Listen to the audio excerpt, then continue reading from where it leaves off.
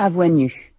Raphaël Antoven s'entretient avec René Girard, philosophe et anthropologue du désir. 5e et dernier volet. Nietzsche et René Girard sont des chasseurs, tous les deux, qui font l'un et l'autre la généalogie du désir humain. Mais Nietzsche parle d'un désir affranchi de toute contrainte et fait du religieux une version famélique de la vie, alors que René Girard tient l'humanité pour fille du religieux et révèle qu'aucun désir n'échappe à la question de la rivalité. L'un proclame la bonne nouvelle de la mort de Dieu, l'autre affirme sa résurrection à chacune de nos tragédies. Nietzsche recherche la dissemblance, René Girard s'attache à l'unité. Surtout, Nietzsche veut révéler la violence et en proclamer le non-sens, tandis que René Girard en fait, lui, le principe même de la culture. Et s'il n'y a pas chez René Girard une seule page où il prenne en défaut sa propre théorie, vous ne trouverez pas chez Nietzsche un seul paragraphe qui ne contredise un peu le précédent. Dans le recueil intitulé La voix méconnue du réel, vous consacrez, René Girard, un grand chapitre aux mal-pensants, dans lequel vous décrivez ce que vous appelez l'échec intellectuel de Nietzsche. Est-ce que Nietzsche, par-delà la question de son échec, n'est pas tout simplement votre meilleur ennemi? Ah, peut-être, mais attendez, vous avez dit que Nietzsche veut révéler la violence et qu'elle n'a aucun sens. Nietzsche n'a pas froid aux yeux. Nietzsche, Mais Nietzsche donne un sens esthétique à la violence quand même, parce qu'il applaudit la violence. Il considère que l'attitude aristocratique par excellence, l'attitude qui nous plaît, l'attitude du jeu vis-à-vis de la vie, fait place à la violence, accepte la violence, et que seuls les esclaves, c'est-à-dire les inférieurs, seules les victimes de la violence, mais méprisables, n'est-ce pas, sont contre la violence. Donc, je suis pas tout à fait d'accord avec votre définition. L'acceptation nietzschéenne de la violence est le contraire absolu de ce que vous reprochez au platonisme, à savoir la volonté de la dissimuler. Oui, oui, oui. Mais alors, chez Nietzsche, cette révélation n'aboutit à rien, n'est-ce pas? C'est le nihilisme absolu. Parce que l'acceptation de la violence passe aussi par l'acceptation du non-sens qu'elle charrie. Oui, mais on est aussi loin en même temps du judaïque et du chrétien que possible, n'est-ce pas? Parce que d'abord, la révélation de la violence ne peut se faire pleinement que dans la révélation de la violence en tant qu'elle s'exerce sur une victime innocente. La vérité de la violence, c'est que d'une certaine manière, la victime est toujours innocente et qu'elle est choisie pour des raisons autres que sa culpabilité. Donc les hommes sont incapables de justice. Alors Nietzsche accepte ça, mais en même temps, par conséquent, il en fait la seule possibilité humaine véritable, ce qui est invivable. Et la folie de Nietzsche, à mon avis, c'est ça. Alors, vous posez sur la vie de Nietzsche, on va revenir à sa folie, mais vous posez sur la vie de Nietzsche le triangle mimétique à plusieurs moments, deux d'entre eux en particulier. Oui. Le premier, c'est Wagner, Cosima Wagner et Nietzsche, oui. Et le second, c'est Nietzsche, Paul Rée et Lou Andrea Salomé. Voilà. Dans quelle mesure le triangle mimétique s'applique à Nietzsche dans ces deux cas de figure? Moi, l'affaire de Paul Rée, etc., j'ai découvert très tard. Mais ce qu'il y a d'admirable, c'est que Nietzsche, lorsqu'il tombait amoureux, faisait demander en mariage la femme qu'il aimait par l'intermédiaire de celui qui allait finalement épouser cette femme par l'intermédiaire du rival. Ça, c'est aussi shakespearien que possible, n'est-ce pas? Et révèle chez Nietzsche un rapport extrêmement malheureux. Quand il demande à Paul Rée de faire le médiateur. Faire le médiateur avec Lou. Avec Lou Salomé. Mais ça s'est déjà passé avant, avec un autre ami, je me souviens plus des noms. Lorsque vous avez deux histoires à la suite comme ça, n'est-ce pas, vous savez que vous n'êtes pas dans le hasard. Et vous vous trouvez dans la situation shakespearienne, dostoïevskienne, fondamentale, l'éternel mari, comme vous disiez, qui est le signe d'une incertitude mimétique absolue. Ce que j'appelle l'hypermimétisme. Vous interprétez le rapport que Nietzsche a avec Wagner dans les termes du désir mimétique. Oui. Et vous dites d'ailleurs que Nietzsche, qui fulminait contre Bayreuth, après s'y être rendu, mais qui fulmine ensuite contre Bayreuth, contre cette expérience qu'il appelle une expérience emphatique, donc wagnérienne, finalement écrit Bayreuth à l'envers, quand à la fin de sa vie, il rédige Ecce Homo. Voilà. À mon avis, je ne vois pas comment interpréter autrement le rapport entre Nietzsche et Wagner. Et vous excluez l'interprétation psychanalytique du parricide, là encore. Je ne vois pas. Il me semble que Wagner a essayé de se conduire en père vis-à-vis de Nietzsche. C'est indubitable. Par exemple, dans cette histoire médicale, lorsqu'il accusait, il accusait pas du tout, mais il disait que le problème de Nietzsche, c'était la masturbation et qu'il fallait lui trouver une femme au plus vite, etc. Je pense que ça a été pour Nietzsche l'humiliation la plus profonde. Il est bien évident que Wagner a essayé d'utiliser Nietzsche. Mais Wagner, en même temps, c'est essentiellement l'homme heureux, l'homme spontané, et puis un type de création que d'ailleurs Nietzsche admire, parce que il a tout à fait l'impression que sa propre création philosophique, aphoristique, etc., est quelque chose de second par rapport à ce que fait Wagner.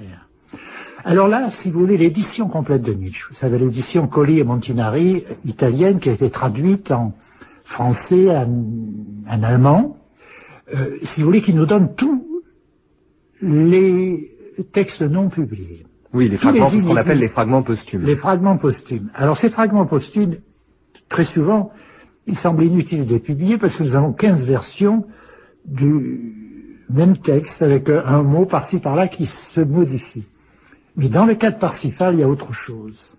Dans le cas de Parsifal, au milieu d'une masse de textes anti-Parsifal, disant trahison absolue, retour au christianisme, etc., ce qui est faux d'ailleurs, enfin peu importe, parce que il y a tout à coup un texte qui dit Parsifal. Alors les textes qui sont contre Parsifal disent que l'ouverture est quand même formidable, sur le plan musical, mais qui refusent absolument Parsifal.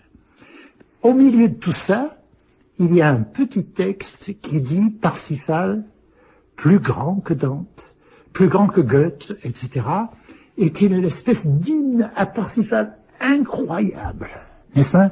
Et qui est seul de son espèce, encadré des deux côtés par des diatribes tout à fait grossières, même contre Parsifal. Alors là, on est obligé de se poser des questions. Et puis on sait autre chose qui est très important, c'est que la sœur qui a été très maligne, et qui d'ailleurs n'a pas autant abusé de son frère qu'on le dit, là elle a vraiment abusé de son frère, parce que vous savez ce qu'elle a fait? Dans La volonté de puissance, elle a publié ou elle a choisi quelque chose contre Parsifal qui se trouve dans La volonté de puissance. Mais elle a eu conscience de l'importance du texte qui était pro-Parsifal. Et en même temps, elle était elle-même très pro-Wagner. Et alors, elle a publié ce texte comme il faisait partie d'une lettre personnelle de son frère à elle. N'est-ce pas? Alors, c'est faussé complètement la vérité. La vérité, c'est que devant cette suite de textes, on a l'impression d'un Nietzsche qui se forçait à détester Parsifal, et au milieu, tout à coup, un aveu, en quelque sorte, irrésistible. Vous pointez des contradictions chez Nietzsche à plusieurs moments. Vous parlez de ces moments où Nietzsche, dites-vous, se serait senti incapable d'assumer sa propre mystique. Mais les contradictions de Nietzsche, il s'en réjouit. Ces contradictions sont jubilatoires. Dans Par-delà bien et mal, à un moment, Nietzsche dit, il n'y a pas de fait, il n'y a que des interprétations. Bien. Et il dit, oui, dit-il, s'adressant à un interlocuteur imaginaire.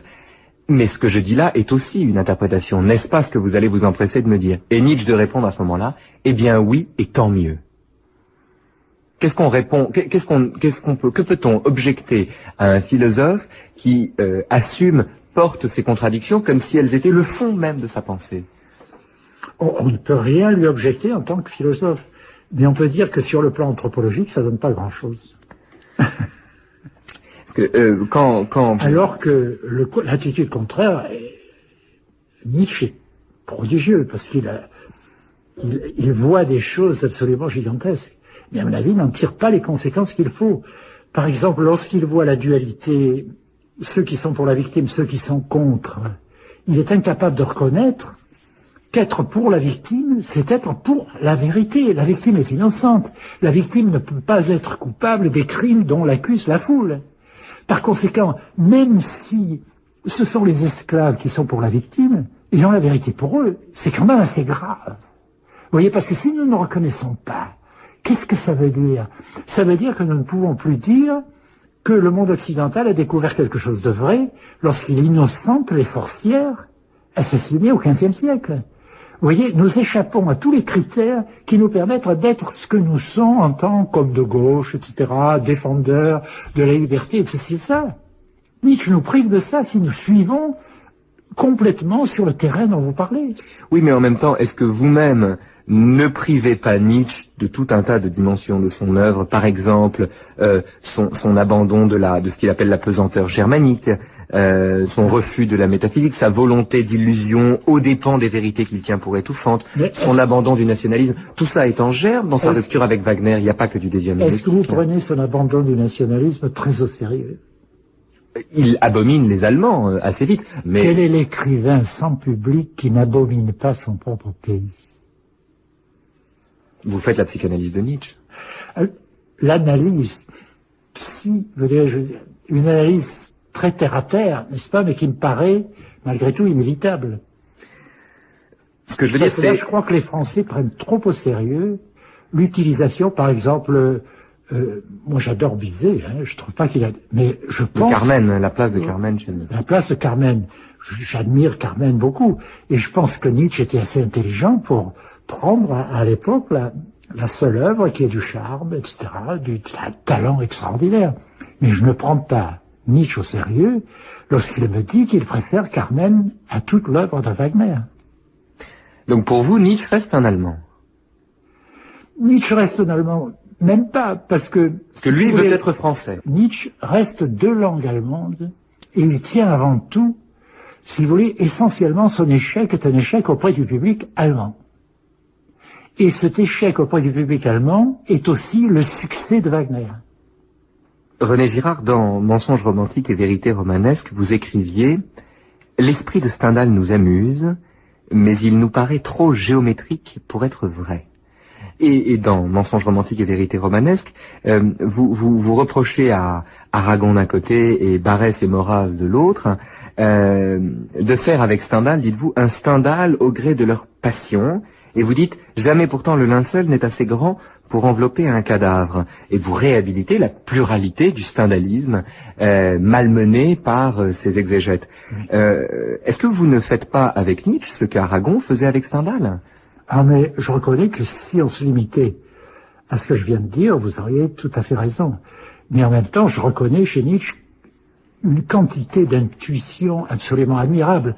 Mais il y a beaucoup de moments, surtout à la fin de sa vie, où il est totalement dominé par ce qu'on aurait appelé à l'époque sa passion, enfin, et sa vision est finalement infléchie. Je trouve ce qu'il y a d'extraordinaire chez Nietzsche, c'est qu'il a été le premier confronté par cette vérité qui contredit toute son attitude vis-à-vis du christianisme.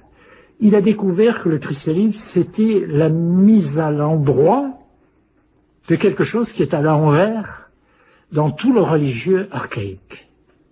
Et cette mise à l'endroit, il a essayé de la définir exclusivement comme une espèce de malheur psychologique, le désir des faibles, etc. Et à mon avis, c'est ça qui l'a tué. Parce qu'il n'y croyait pas lui-même. Pour employer, moi j'emploie toujours une expression biblique, je dis Nietzsche, et si sa grandeur et sa misère, n'est-ce pas, est tombé aux mains du Dieu vivant. Et il a été détruit, en quelque sorte, par son refus d'une vérité qui le confrontait très directement à ce moment-là. Donc, son génie est indubitable. Vous voyez ?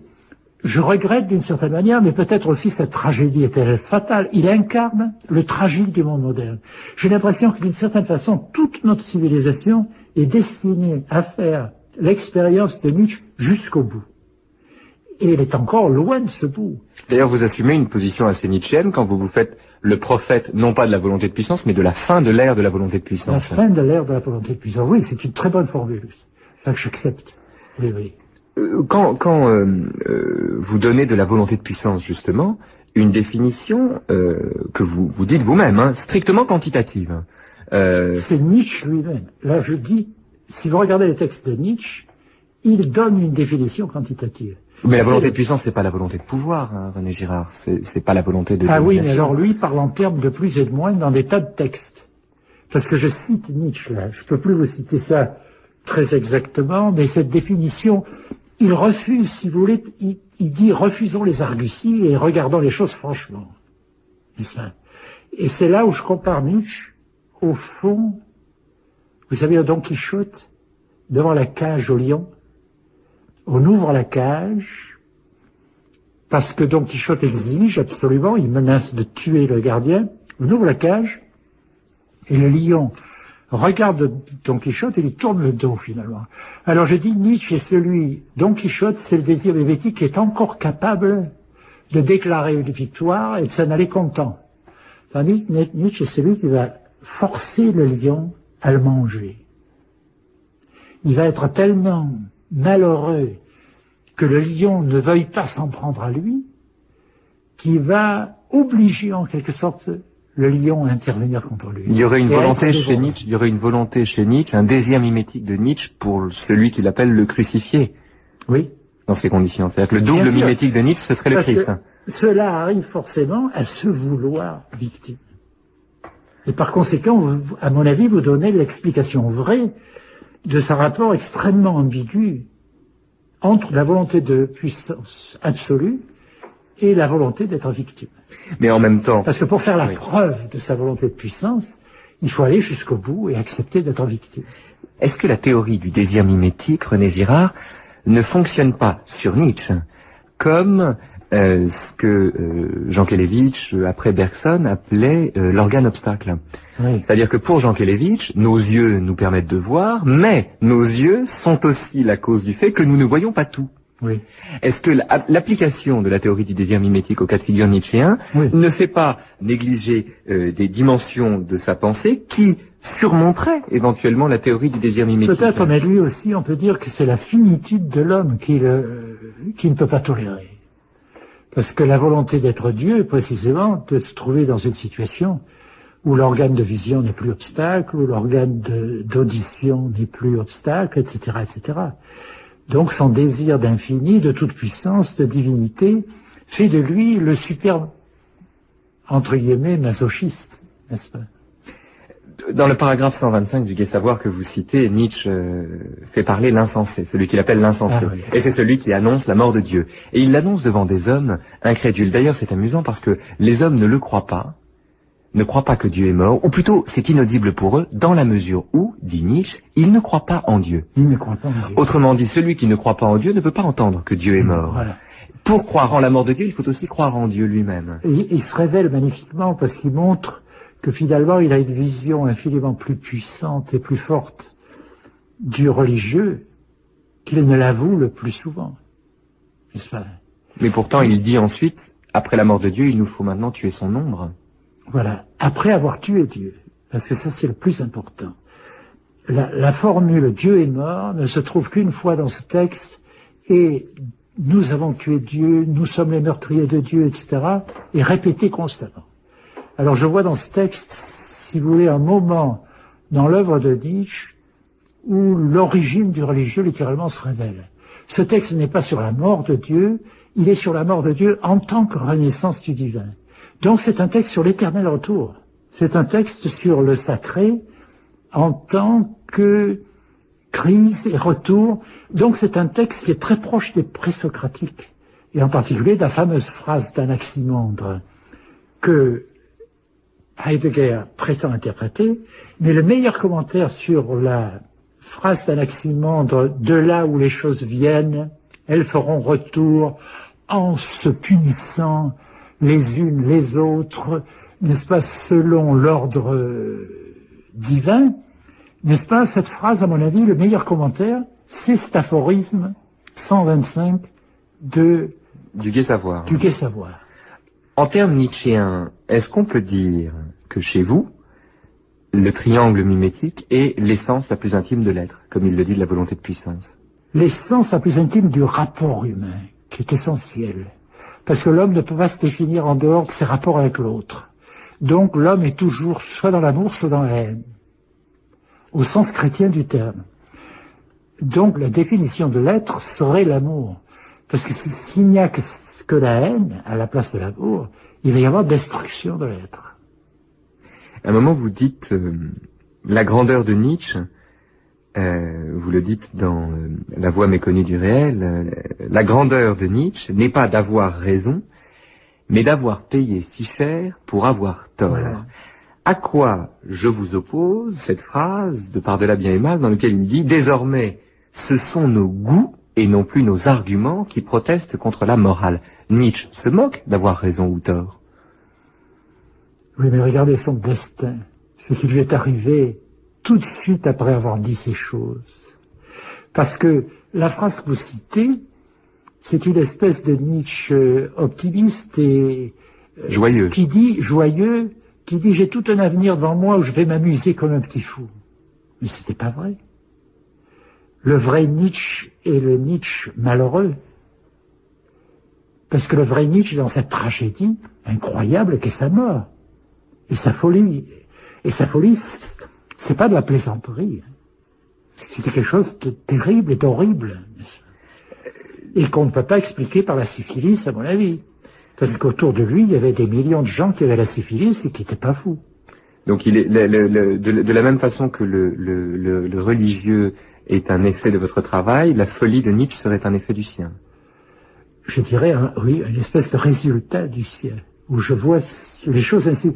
Et je dis, c'est la grandeur de Nietzsche, parce que être obligé de payer pour ses idées un prix aussi grand, n'est-ce pas, c'est quelque chose d'extraordinaire. C'est la vérité de son destin. Quand on parle de vous, René Girard, on dit tout le temps cet homme est atypique dans le paysage philosophique, il est en marge, il est singulier, il n'appartient à aucune chapelle. D'ailleurs, il est étranger aux États-Unis et il est étranger en France aussi. Vous êtes trop américain pour être français, trop français. C'est ce que mes amis disent dans ce texte, oui. Les origines de la culture. Vous avez une image, si j'ose dire, typiquement nietzschéenne, c'est-à-dire celle de l'indépendant, celle de une trajectoire qui ressemblerait à une comète. Dans un univers nietzschéen, vous occuperiez la place de l'homme irrédent. C'est-à-dire que je pense que nous sommes aujourd'hui dans un monde où nous n'avons aucun mérite à être dans une espèce de dialogue avec Nietzsche, parce que l'histoire a avancé, et par conséquent, chez Nietzsche, il y a une puissance de définition du dilemme de l'homme moderne. Chez lui, si vous voulez, l'individualisme moderne a cherché à se transcender, se dépasser, Zarathustra, etc., pour arriver à se perpétuer. Il a vu que l'individualisme arrivait dans une crise capitale, n'est-ce pas? Et il a essayé de le transcender pour le perpétuer, pour le maintenir, pour dire c'est la vérité, il n'y a pas de Dieu, etc. Et son échec est aussi révélateur, et plus révélateur que ne sont tous les textes religieux de l'époque, ou toutes les affirmations faciles, ou toutes les discussions de terrasses de café, optimistes, etc. Nietzsche a payé de sa personne, n'est-ce pas, pour démontrer en quelque sorte la vérité, en la refusant. En la refusant héroïquement. Mais est-ce que l'image justement de ce refus héroïque, de l'indépendance qui est la sienne, dont il fait l'éloge, il parle de l'indépendant qui quitte la terre, n'est-ce pas, qu'il le compare à un petit navire, qui ne peut même plus se retourner, dit-il, vers la compassion des humains. Est-ce que quand vous partez de France, vous arrivez aux États-Unis, vous deviez y rester 1 an ou 2, et puis vous y passez la vie, est-ce que cette image-là ne vous est pas en un sens familière aussi ? C'est-à-dire la figure quand même d'un désir, pardonnez-moi, soustrait à toutes les logiques du désir. Vous me donnez envie de dire oui, ça fera de moi un personnage beaucoup plus romantique, etc. Mais à mon avis, c'est beaucoup moins tragique que ça. Bien, nous arrivons maintenant au terme de ces avoués nus. Je vous remercie infiniment, René Girard, de vous être prêté au jeu de ces entretiens. Et je veux rappeler pour conclure que les éditions des Clés de Brouwer ont publié en 2004 votre dernier livre, une formidable autobiographie intellectuelle intitulée Les origines de la culture. C'était À voix nue, une série d'entretiens avec René Girard, proposée par Raphaël Antoven.